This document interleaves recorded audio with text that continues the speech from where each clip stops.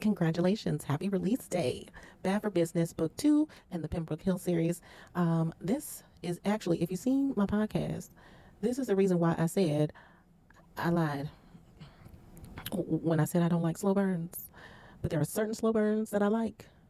This is one of them. I love a good, I guess I love a good billionaire slow burn. So, yeah. But let me tell you guys what happened. Let me give you a quick little book review.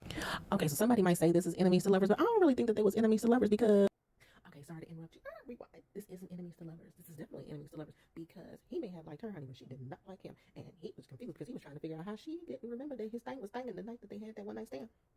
But she was acting like she didn't know who he was, honey, when she walked in that room. And he was very upset about that. So I guess that was the enemies to lovers part. I was wrong. I'm sorry. Okay, back to what I was saying. Sorry. So in the book, we have Riker Davenport and Camille. Camille's, with the PR team or whatever. What the fuck? Hold on. Riker. Riker Davenport. He is the heir to whatever throne his daddy is getting ready to hand down to him. But, he runs around and he done told the family business about what is happening with the family. And so now Camille has to babysit him. She's the PR person and she has to make sure that they get his ass on track so that he can actually take over the family business because the board is not on board. So interesting turn of events. Riker realizes when he sees Camille walk in after he was blindsided with the fact that she was going to have to babysit him, that he and her had actually messed around a while back. This book also has the miscommunication trope because he thought one thing happened the night that they messed around and she thought something else happened the night that they messed around. And when they finally actually had a conversation, that ain't what happened.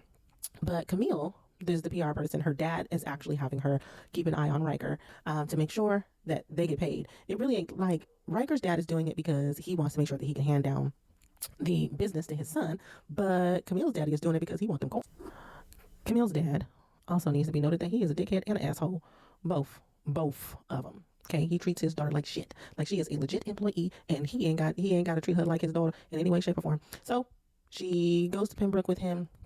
They're trying to schmooze the board, get him over. Riker has this thing about, wanting to please his dad and show that he can actually do the job.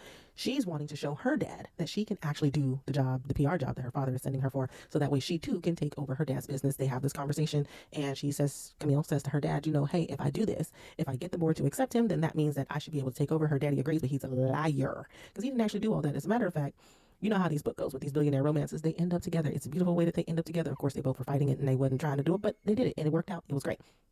However, the dads show up while these two are in the midst of the bedroom, but they were done. They weren't actually doing anything.